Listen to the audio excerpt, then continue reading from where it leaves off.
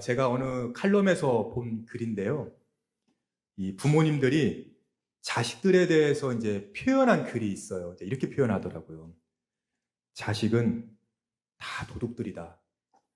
장가간 아들은 큰 도둑, 시집간 딸은 예쁜 도둑, 며느리는 얄미운 도둑. 손자들은, 여러분 손자들은 무슨 도둑일까요? 귀여운 도둑? 떼강도래, 떼강도. 한 번에 몰려가지고 용돈을 다 털어간다는 거예요. 떼강도래. 이게 이제 우스갯소리 같지만 제가 자식으로 살아온 지난 날을 돌아보니까 이게 다 틀린 말은 또 아닌 것 같아요, 보면. 사실 저희 부부만 하더라도요, 명절날에 양가 부모님 댁에 갈 때는 기껏해야 이제 과일 한 상자씩 이제 이렇게 가져가거든요. 그리고 사다 드리는데, 올 때는 쌀, 곡식, 뭐 식료품, 뭐 반찬까지 해가지고 그냥 심지어 사다 드린 과일 있잖아요. 그 과일도 안 드신다는 거예요. 우리는 그냥 먹을 사람 없으니까 니네 가져가라. 근데 그렇게 그냥 말씀하신 것 같은데 그걸 또 받아와요. 이제 저는 그래서 알았다고 하고 딱 받아. 거기서 끝나나요? 그래 놓고는 이제 마지막에 이제 출발할 때는 마지막으로 한 번 더 제가 이제 보는 거예요. 이거 김 있네. 엄마 이 김 가져갈게. 그 가져오거든요. 네, 이제 저희 아내는 좀 민망해 하기라도 하는데 저는 막 그냥 다 담아와요. 그래도 그러니까 이게 큰 도둑도 아니고 저는 이게 좀 좀도둑인 것 같아요, 보면은. 그래서 별로 안 좋아할 것 같아요, 저희 부모님 속은. 오늘 이제 10계명 제5계명 네 부모를 공경하라. 이제 이 말씀을 살펴볼 텐데요. 먼저 이제 좀 짧은 영상을 하나 우리가 좀 같이 볼 텐데 이어령 교수님께서 80초 생각 나누기에서 나온 그 이야기가 있습니다. 우리 한번 이 영상을 잠깐 함께 보겠습니다.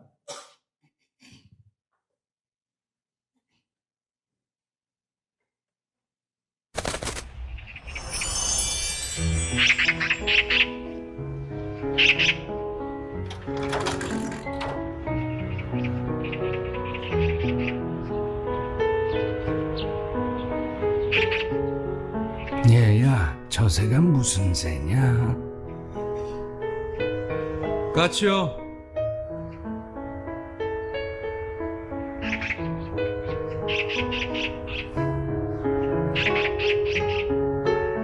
얘야, 저 새가 무슨 새냐? 까치라니까요.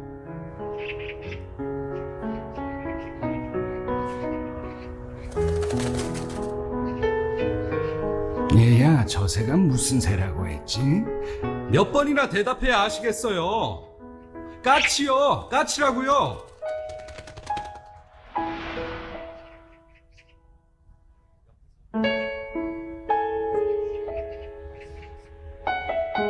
아범아, 너는 어렸을 때 저게 무슨 새냐고 100번도 더 물었다.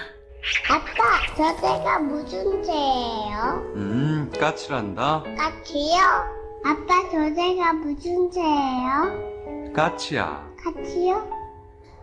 그럴 때마다 아버지는 까칠한다, 까칠한다 몇 번이고 대답하시면서 말하는 네가 귀여워서 머리를 쓰다듬어 주셨지.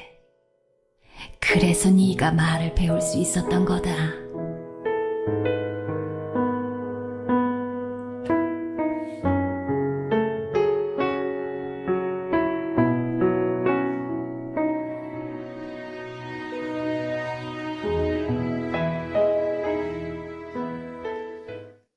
저는 이제 아직 부모님이 이제 건강하셔서 이제 그런 감정을 잘 모르지만은 저 역시 때로는 저 영상 속의 아들처럼요.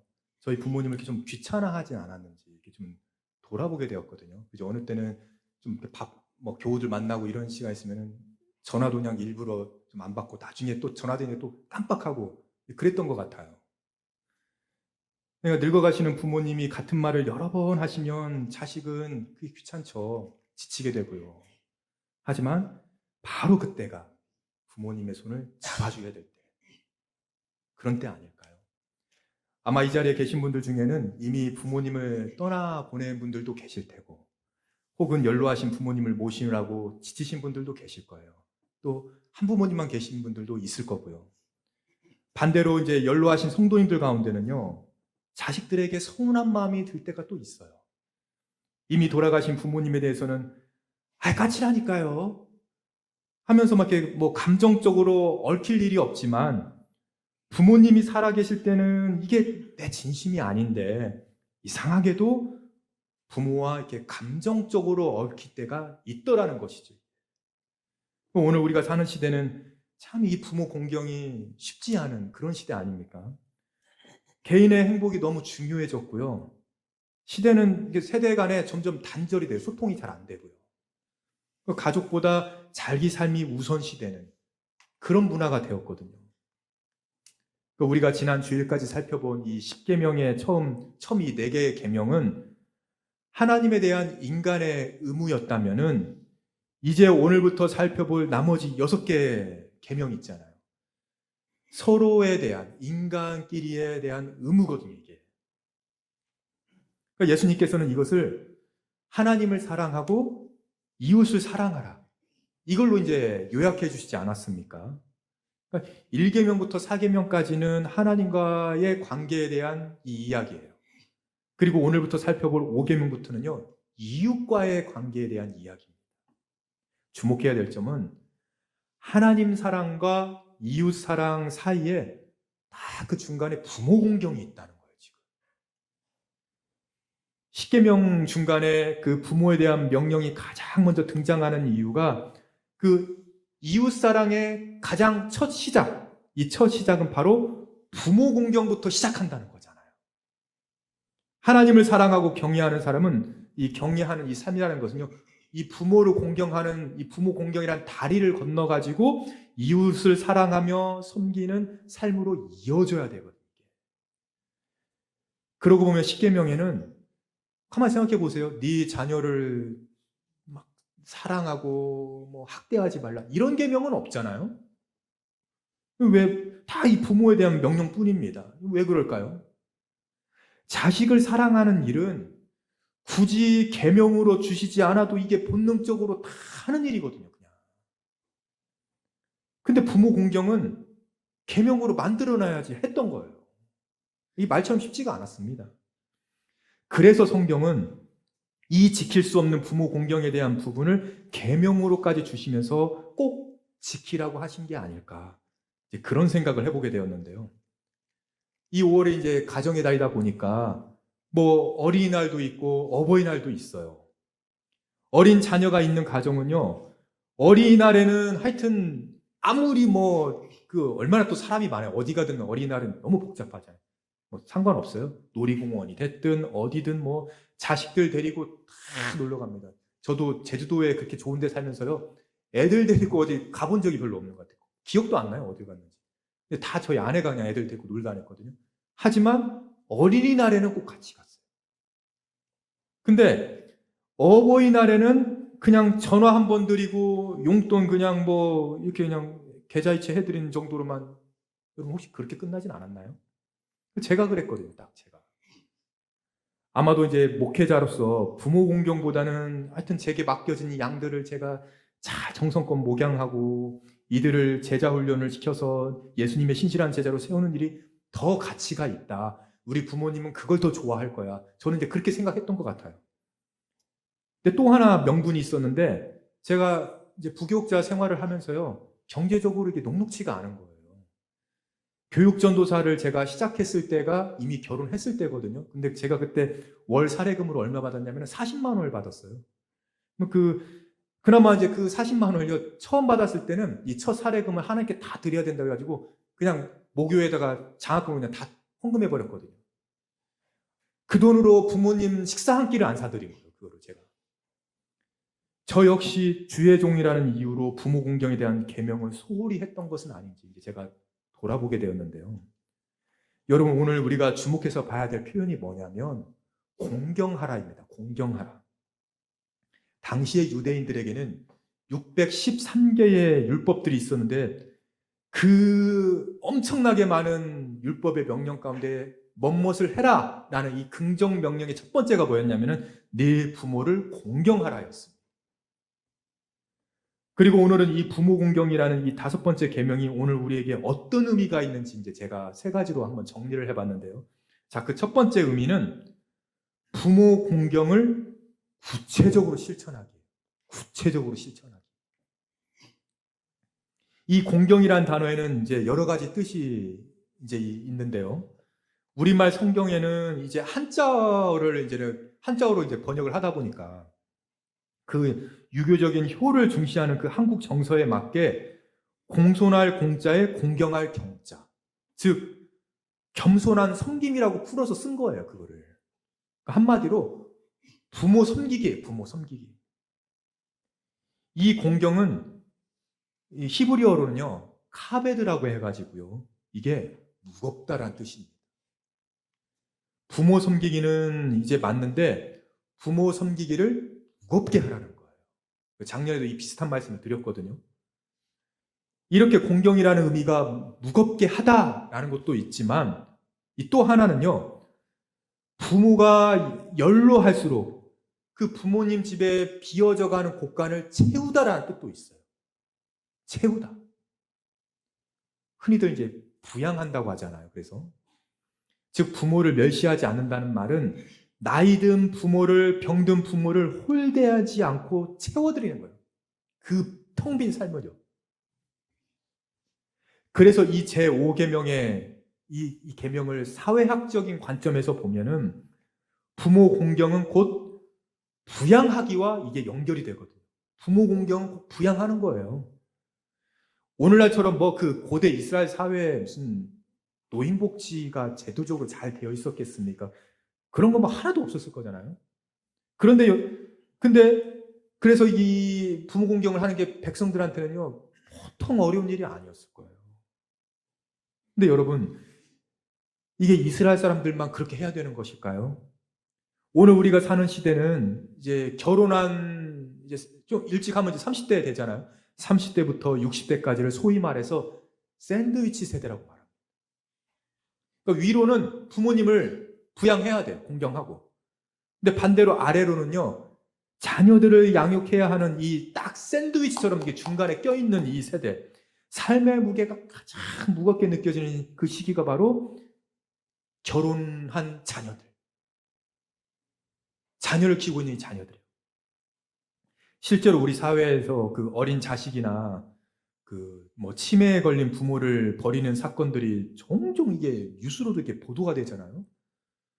아니 정말 이게 말도 안 되는데 동서고금을 막론하고 부모를 구타하거나 멸시하고 구박하는 자녀들은요, 어린 10대들이 아닙니다.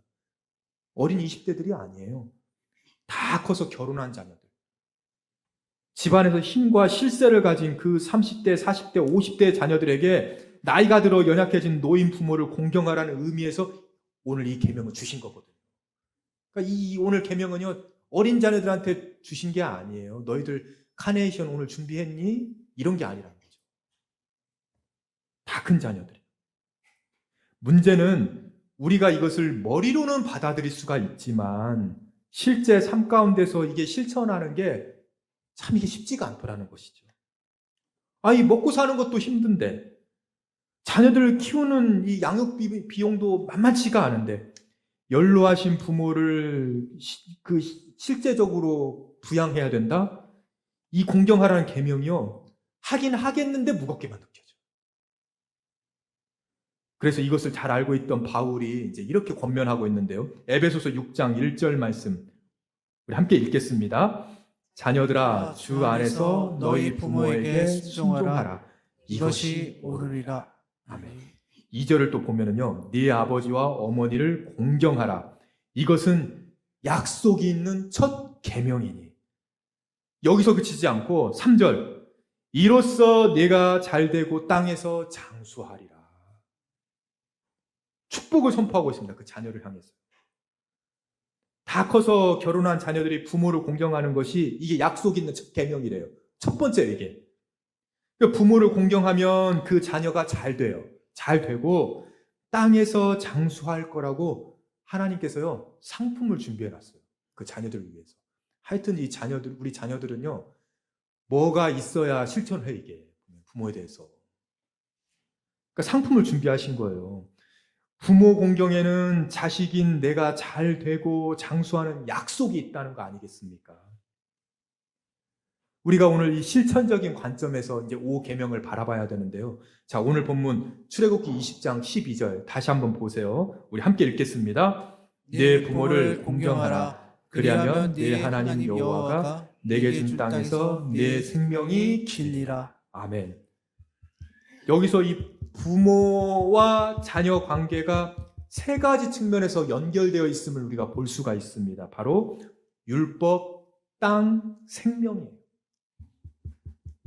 율법, 땅, 생명. 우선 부모는 자녀에게 생명을 줘서 태어나게 만들어준 생명의 전달자죠. 그래서 이제 근데 생명을 전달해줬으니까 거기서 끝나는 게 아니고요. 율법을 이제 가르쳐주고 그 자녀가 다 크면은 땅을 기업으로 물려줘야 돼요.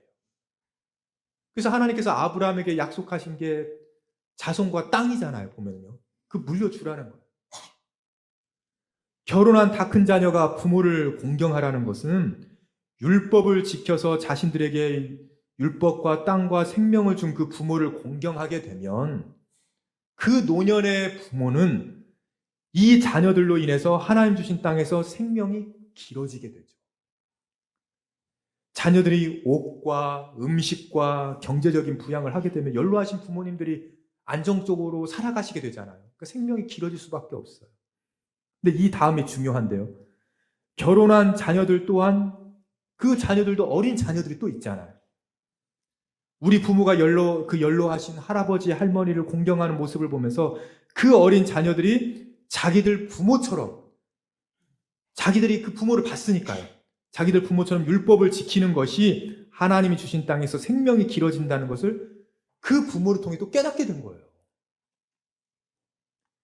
이런 관점에서 이 5번째 계명은 공경을 받아야 하는 연로하신 부모들 뿐만 아니라 그분들 위해서 주어진 명령일 뿐만 아니라 그 부모를 공경해야 되는 결혼한 자녀들에게도 유익이 되는 계명이더라는 것입니다.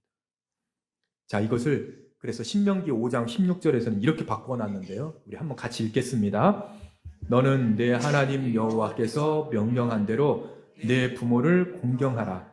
그리하면 내 하나님 여호와가 내게 준 땅에서 내 생명이 길고 복을 누리리라. 아멘. 자, 이 출애굽기에는 없는 표현이에요. 여호와 하나님께서 명령하신 대로 부모를 공경하면 복을 누리리라. 이 부모 공경에 대한 계명은 물씬 양면으로 부모를 부양하느라고 힘든 이 결혼한 자녀들의 어깨에 짐을 하나 더 얹혀주는 것이 아니라 그런 억압된 계명이 아니라는 것이죠. 이게 네 공경을 하면 네가 복을 누리리라. 물론 제가 이렇게 말씀을 드리면 우리 이제 70대 이상 우리 어르신들은 다 자식들을 먼저 생각하게 됩니다. 이번에 그 어르신들 이제 가정 신방을 이제 하면서 뭐 기도 제목을 다 여쭤보면은요, 대부분 하시는 말씀이 뭐냐면 자녀들이 잘 되는 거예요. 자녀들 하는 사업이 잘 되고 건강하고 그냥 평안하면 된다고 다 그 기도 제목 얘기하시거든요. 그러면서 이제 조금 더 말씀하시는 게 자식들에게 짐이 되기 싫다고, 말년에 요양원 가는 일이 없었으면 좋겠다, 그 말씀도 하시고, 이제 눈치가 보인다는 거죠. 그리고 맑은 정신으로 조용히 하나님이 나를 데리고 가셨으면 좋겠다, 이렇게까지도 말씀하세요. 여러분, 우리 부모님들은 자식의 어깨를 짓누르는 그런 짐이 아니잖아요. 부모의 존재 자체가, 그냥 그 부모의 존재 자체가 무게가 있는 거예요. 그것을 존중하면서 신앙 안에서 매일 감당해야 되는 이 부모의 이 병수발이나 너무 바쁜데 그냥 전화드려야 되는 이 안부 전화 한 통, 이 경제적인 지원이 훗날 나를 위해 내 자식이 또 이어가게 될 신앙의 가치가 되고 그 가정이 복이 되더라는 것입니다. 그것이. 부모를 공경하는 건 나를 위한 거예요, 사실은. 그래서 이 두 번째 의미가 뭐냐면은 부모를 공경하되 진심으로 경외하는 거예요. 부모를 공경하는데요, 실천적인 부양도 해야 되는데요, 마음으로 또 경외하게 해요. 제가 이번에 설교 준비를 하다가 구약에서 그 부모와 관련된 구절들 가운데 너무 이 공감이 되는 이제 구절을 찾았거든요. 레위기 19장 3절 말씀인데요. 함께 읽겠습니다. 너희 각 사람은 부모를 경외하고 나의 안식일을 지키라. 나는 너희의 하나님 여호와니라. 아멘. 나는 너의 하나님 여호와인데 내 말 들어야 되는데 그게 뭐냐면 부모를 경외하고 안식일을 지키라는 거예요. 자, 여기서 부모를 경외하고에서 사용된 경외가 히브리어로 보면은 야레라는 단어입니다. 그러니까 앞서 소개했던 카베드라는 이 히브리어는요, 무언가를 부모님께 해드리는 거예요. 용돈도 많이 드리고 부양하고 이제 이런 거예요, 다. 근데 이 야레는 부모님 앞에서 언행을 조심하고 존중해야 되는 겁니다. 까칠하니까요. 이렇게 하지 않는 거예요. 여러분, 이게 무슨 말인가? 연로하신 부모님을 부양하다 보면은 아프실 때는 그 자식이 부모님 병원 예약해야 되잖아요. 때마다 용돈도 드려야 되고요. 병원에 입원하시고 하면은 아무리 간병인이 있고 뭐 병원 시스템이 뭐 잘 돼 있어도 반찬도 해다 드려야 되죠. 하여튼 여러모로 신경이 쓰이잖아요. 이때 자녀는 자기도 모르게 부모님을 마치 어린아이 다루듯이 할 수도 있는 거 아니겠습니까? 저는 가끔 그 병원에서 그 뭐 간호사 선생님들이나 의사 선생님들이 왜 이렇게 보면은 그 어른들이 이렇게 어르신들이 막 그렇게 잘 이해를 못해서 이거 뭐 어떻게 하라고요? 어디로 가라고? 막 몇 번 물어보고 그러시잖아요. 그거를 되게 퉁명스럽게 아이 다루듯이 이렇게 얘기하는 그런 분들이 계시더라고요. 뭐 하시라고요. 전화하시면 돼요. 막 전화상도 막 너무 보기 안 좋은 거예요. 어머니 뭐 하셔? 막 이렇게 말하는 것도 이게 좀 본인 어머니도 아닌데 별로 보기 안 좋더라고 저는. 안 그랬으면 좋겠어요. 오카는 목사님은요, 오죽하면은 부모를 공경하지 못하는 자는 하나님을 섬길 자격이 없다고 그랬습니다. 보이는 부모를 공경하지 못하는 사람이 어떻게 보이지 않는 하나님을 공경할 수 있겠는가? 이렇게까지 얘기하셨거든요. 내가 보이는 부모님을 공경하지 못해요. 존중하지 못하고. 근데 어떻게 보이지 않는 하나님을 공경할 수가 있어요? 그래서 네 부모를 경외하라라는 것은 아무리 가까운 부모라고 하더라도요, 내 이 언행으로 마음으로 선을 넘지 말라는 거예요. 그 까치 형상의 아들처럼 수십 년을 가족으로 함께 보낸 익숙한 관계라고 해서 무례해서는 안 된다는 것이죠. 내가 아무리 경제적으로 도움을 드리고 있어도요, 부모는 내 아랫사람이 아니잖아요. 내 자식이 아니기 때문에 그렇습니다. 부모의 그 약한 모습 속에서도, 말귀를 못 알아들으시는 그 약한 모습 속에서도 그분 안에 있는 어른으로서의 권위를 여전히 경외하는 마음으로 인정해드리라는 거죠. 그거를요. 근데 이걸 보면은 며느리나 사위들은 괜찮은 것 같아요. 왜냐하면 배우자의 부모이기 때문에 다 존중하고 그렇게 하잖아요. 근데 선을 넘는 일이 없는데 다 보면 이게 누가 문제냐면 아들이나 딸들이 문제. 다 보면 이 아들이나 딸들 문제. 저도 저희 장인 어른께는 되게 좀 이렇게 살뜰한 편이거든요. 그래서 아버님 어디 다녀오셨어요? 막 되게 이렇게 살갑게 다정하게 얘기를 해요. 전화드리면. 근데 저희 아버지하고 전화할 때는요, 딱 직장 상사하고 부하 직원 같아 보면. 아버지는 되게 이렇게 막 정겹게 얘기하시는데 저는 아버지 제가 좀 바빠서요. 막 이제 이렇게 된다고 저도. 우리가 지난 주일에 그 제4계명 안식일을 기억하여 거룩하게 지켜라. 이게 얼마나 중요하다는 걸 우리가 살펴봤잖아요, 이거를. 근데 성경은 부모 공경을 안식일 지키는 것보다 더 먼저 거론하더라고요. 부모를 경외하고 안식일 지키라는 거예요. 자식 사랑이라는 것은 내가 내 본능이기 때문에 이거 계명이 없어도 얼마든지 할 수가 있죠. 하지만 부모를 경외하는 것은 내가 좀 무겁게 마음속에 간직하고 있어야 됩니다. 사람이 나이가 들면 어린아이같이 된다고 하잖아요. 그 작은 일에도 섭섭해하고 이래저래 자식들이 손이 많이 갑니다. 그 사람이요, 보면은 유아기, 영아기, 유년기 다 이렇게 지나다가 갑자기 60대쯤 되면은 딱 두 단어로 갈려요. 노인, 어른 이렇게 갈리게 돼요. 그 나이가 들어가면서 이제 자연스럽게 노인이 되는 분이 있고요. 반면에 어른이 되는 분이 있어요. 그래서 내가 막 자식에게 섭섭해하고 막 나밖에 모르면 노인이 되는 거예요, 그냥 그분은. 이래저래 손이 많이 가게 되고요. 그래서 막 그런 분들 보면은 부모의 말이 시대착오적인 것 같다고 그렇게 생각이 되고 막 유치하게 느낄 수도 있죠.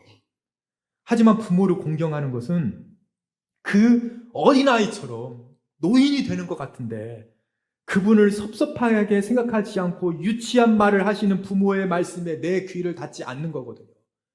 엄마 끊어요. 아빠 끊어요. 이러지 않는 거거든요. 내 부모를 외롭게 방치하지 않는 겁니다. 그래서 부모님을 부양하는 일은 마치 보면은 따뜻한 난로를 곁에 두는 것과 마찬가지인 것 같아요. 너무 그 난로와 멀어지면 좀 추워지죠. 관계가 차가워지고요. 반대로 너무 또 함부로 이렇게 다가가면은 화상을 입거나 난로를 또 망가뜨리게 될 수도 있는 거 아니겠습니까? 그러니까 부모를 공경하는 것은 부모님이 나의 돌봄을 받는 분이라 할지라도 여전히 내 인생의 뿌리임을 기억하면서 부모님을 존중하고요. 적절한 거리를 두면서 그렇게 경외하는 것. 바로 이겁니다. 때로는 너무 피곤해서 부모님과 통화하는 게 귀찮고 그럴 때 이 경외, 야래 이 단어를 한번 여러분 떠올려 보세요. 아유 뭐 효도하는 셈 치고 뭐 해야지 이 정도가 아니라 부모라는 생명의 전달자를 내게 주신 하나님의 질서에 내가 순종하는 거거든요. 바로 이 태도예요. 그래서 마지막 이 세 번째가 뭐냐면은 우리의 가정을 주 안에서 작은 천국으로 만들기입니다. 우리의 가정을요, 주 안에서 천국으로 만드는 것. 자, 에베소 6장 1절 말씀, 우리 다시 한번 함께 읽겠습니다. 자녀들아, 주 안에서 너희 부모에게 순종하라. 이것이 옳으니라. 아멘. 순종하는데요, 부모에게 주 안에서 하는 거예요, 주 안에서. 주 안에서 부모에게 순종하라고 하시잖아요. 여러분, 이게 무슨 말입니까? 연로하신 부모를 공경하는 일을 부담스러워하는 이 사회 현상 속에서도요, 말년에 돈이 있으면 성공한 어른이고, 자식들에게 물려줄 유산이 없으면 초라해지는 이 시대에도 너희 부모를 가볍게 여기지 말고 때로는 어깨 위에 짐이 되는 것처럼 고되기도 하지만, 부담되지만 그 무게를 업신여기지 않는 것. 어떤 상황에서도 부모의 존재를 귀하게 여기는 것이야말로 우리 가정을요, 주 안에서 작은 천국으로 만드는 지름길이라는 얘기예요. 그런 거 아니겠습니까? 어쩌면 우리는 부모조차도 제대로 사랑하기 어려우니까 이걸 계명으로 받아야 될 정도로 우리는 연약한 존재들이에요. 우리는 그런 연약한 죄인들 아니겠어요? 그런데 예수님은 십자가 위에서도 자신의 어머니를 제자 요한에게 맡기셨거든요. 요한복음 19장 27절 말씀 함께 읽겠습니다. 또 그 제자에게 이르시되 보라 네 어머니라 하신대 그때부터 그 제자가 자기 집에 모시니라. 아멘. 여러분, 예수님은 십자가 위에서 숨이 끊어져 지고 계시는 거예요. 지금 너무 고통스러운 그 상황 속에서 이제 죽어야 되는데요, 온 인류의 죄를 짊어지고 계시는 그 극심한 고통 가운데서도 어머니 마리아를 외면하지 않았어요. 이 혼자 계신 이 어머니요, 끝까지 돌보셨습니다. 저는 이 장면을 묵상하면서 이렇게 참 놀라운 게요, 예수님은 단지 예수님이 장남이셨잖아요. 효도자란 장남이 아니에요. 효도자란 아들의 모습을 보여주시려고 이 말씀 하시는 게 아니거든요. 예수님은 육신의 어머니를 끝까지 사랑하셨어요. 그런 분이세요. 사실 우리는요, 부모님을 사랑한다고 말하면서도 조금만 뭔가 이렇게 막 반복하시는 것 같으면 이렇게 짜증이 나기도 하고, 조금만 손이 많이 가면은 막 이렇게 좀 막 부담스러워 하는 게 이제 우리잖아요. 어떤 분들은 부모님께 상처받은 기억도 분명히 있으실 거예요. 그래서 부모 공경은 단지 뭐 좀 참아라, 인내하고 견뎌라, 이게 아니라 부모를 향한 그 미움 속에 갇혀서 살지 말라는 거거든요. 부모를 향한 그 미움 속에 갇혀있지 말라는, 거기서 자유하라는 거고요. 성령님께서 우리에게 그런 마음을 주시는 거 아니겠습니까? 그래서 이 제5계명은 단순히 말 잘 듣고 착한 자녀가 되어라, 이런 수준의 말씀이 아니라 죄인인 우리는 자기 힘으로는 끝까지 사랑할 수 없다는 것을, 오히려 부모 공경할 수 없다는 걸 오히려 드러내는 말씀이에요. 예수 믿는다는 것은 단지 내가 이제 천국 티켓을 받았다는 그런 의미가 아니라 내 힘으로는 도무지 사랑할 수 없는 부모를 다시 사랑하게 되는 은혜를 내가 회복하게 된다는 거거든요. 이것은요, 여러분, 우리 가정을 작은 천국으로 만드는 거 자식들만 노력하면 되는 거 아닙니다. 우리 부모님들 마찬가지입니다. 우리 연로하신 부모님들도 똑같이 하셔야 돼요. 다 큰 자녀들이 주 안에서 공경해 주길 원하신다면 먼저 그 자녀들의 삶의 무게를요, 인정해 주시고 존중해 주셔야 돼요. 자녀가 40대, 50대가 되었는데도 여전히 아이 취급하시면서 사사건건 간섭하시면 그것은 공경을 내가 강요하는 것이지 천국을 만들어가는 게 아니잖아요. 에베소 6장 4절 말씀, 자, 부모에게 주는 말씀 우리 함께 읽겠습니다. 또 아비들아 너희 자녀를 노엽게 하지 말고 오직 주의 교훈과 훈계로 양육하라. 아멘. 자, 여기서도 주의 교훈과 훈계가 나오네 보니까. 주 안에서 하는 거예요. 부모가 자식을 볼 때 주 안에서 봐야 됩니다. 주 안에서. 내가 부모로 생명의 전달자가 되었기 때문에 너희들이 있었어. 이런 논리로 자녀의 어깨에 짐을 주어줘서는 안 된다는 것이죠. 자녀의 수고를 당연한 것이 아니라 주님이 우리 가정에게 주신 은혜로 우리 부모님들부터가 그걸로 받아들이셔야 돼요. 자녀를 내게 주신 것은 하나님의 은혜지. 남들 남의 자녀는 이것도 해주더라. 이거보다 더 해주던데 넌 이것밖에 못하니? 아유 너는 공부를 그렇게밖에 못하니? 비교하지 말라는 거거든요. 우리 가정을 주 안에서 천국으로 만드는 일은 자녀들만 노력한다고 되는 게 아닙니다. 고맙다, 애썼다, 네 덕분이다. 믿음을 가진 부모가요 함께 노력해야 돼요. 까칠한다 100번도 더 했다고 하잖아요. 그거를. 그래서 십자가의 사랑이 흐르는 가정은 모든 게 다 완벽해서 그런 게 아니라 서로의 연약함을 주 안에서 품어줄 수 있을 때 바로 그때 우리 가정이 천국 같은 가정이 되는 줄로 믿으시기를 바랍니다. 저는 이제 오늘 설교 마지막으로요. 그러니까 바로 지난 주일 그 분당 우리 교회 이찬수 목사님이 마침 가정에 대한 설교를 하시더라고요. 근데 그 교회에 말기 암 환자가 계셨나 봐요. 백재철 집사님이란 분의 가정인데요. 자기들은 백스 패밀리라고 하더라고요. 그걸.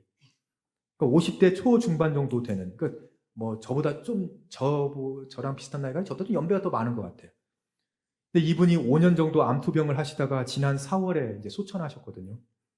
근데 너무나 이게 감동이 되는 것이 이 백지사님의 20살 되는 딸이요. 아빠가 5년 동안 투병 생활하는 모습과 마지막 장례식장까지의 모습을 자기가 스스로 이 스마트폰으로 다 찍어가지고 그걸 편집해서요. 추모 영상으로 남긴 거예요. 그걸요. 그래가지고 그날 지난 주일에 그 영상을 그냥 손도 안 보고 그대로 그 이찬수 목사님 설교 시간에 보여줬거든요. 교인들한테. 저도 이제 그냥 설교를 이렇게 보고 듣는데 얼마나 마음이 울컥하는지 제가 전 목사님한테 말해가지고 빨리 저 분당 우리 교회에 전화해가지고 이 영상을 다음 주 우리 예배 때 좀 성도들하고 봐도 되겠냐 한번 허락을 받아보라고 제가 그렇게까지 얘기하지 않았습니까? 여러분 이 영상을 보시면은요 부모와 자식이 왜 주 안에서 작은 천국을 이뤄야 되는지 이것이 아주 잘 표현되고 있는데요. 자, 한 4분 정도 되는 영상인데 우리 함께 보도록 하겠습니다.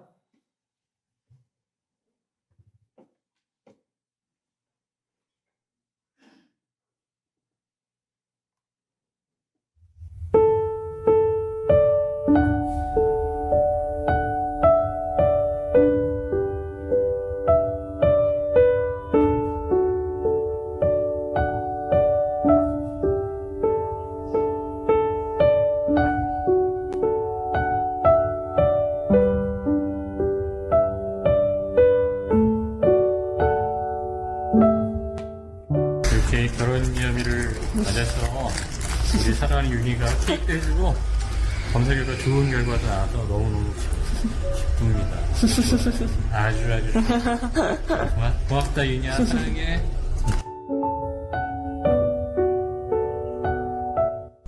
모두 고개를 들어 어두운 마음을 열어 크신 주님의 능력을 바라보라.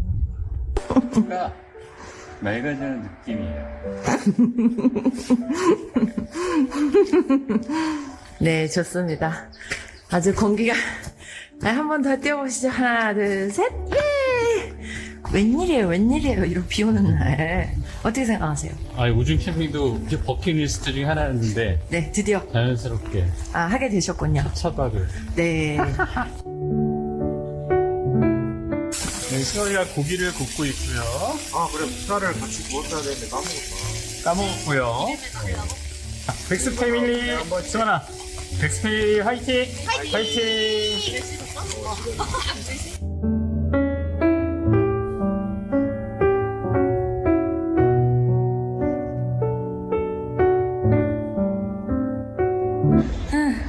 지금 몇 킬로를 뛰었죠? 2.5kg.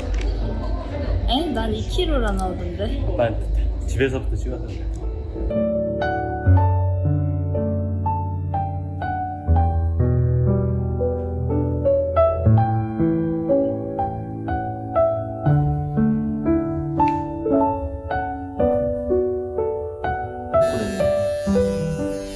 만난이 없을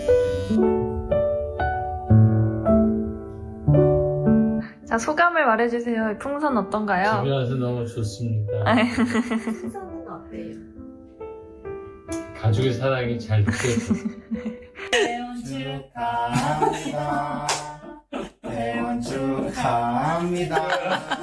사랑하는 우리 아빠. 태원 축하합니다. 상세율 공원까지 가보겠습니다.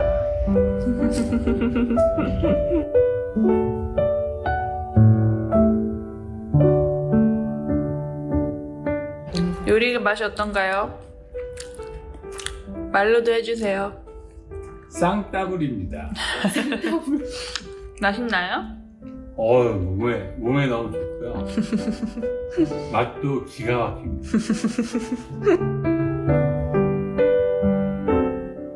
딴따따따 딴따따따따따따따 우리가 뭐라고요? 커플 요즘 커플. 소변 커플 어때요? 좋아요. 뭐가 좋은가요? 덜컹덜컹이 좋아. 아, 덜컹덜컹이 좋나요? 아빠 눈 크게 뜨고.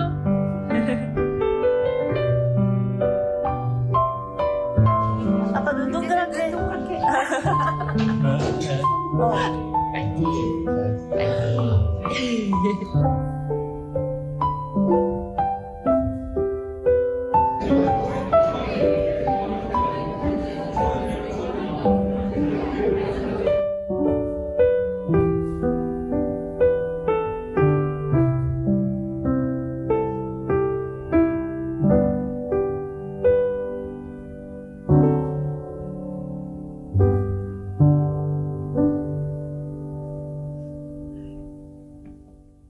여보야. 빠이.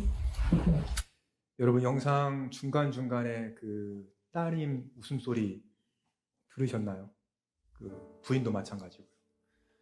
아빠가 투병하는 모습을 보면서 막 그 힘겨워하는 그런 모습인 것 같으세요.